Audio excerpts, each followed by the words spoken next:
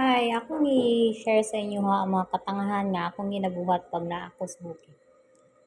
Let's go!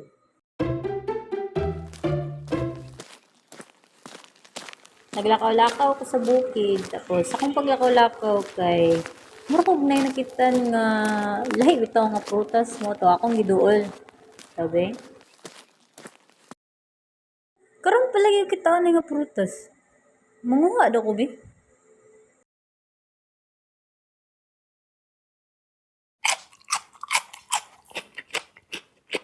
Lami isag biya to nga prutas.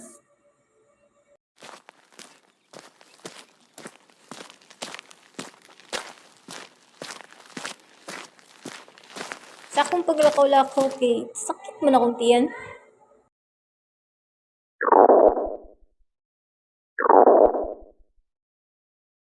Agay, sakita sa akong tiyan oy.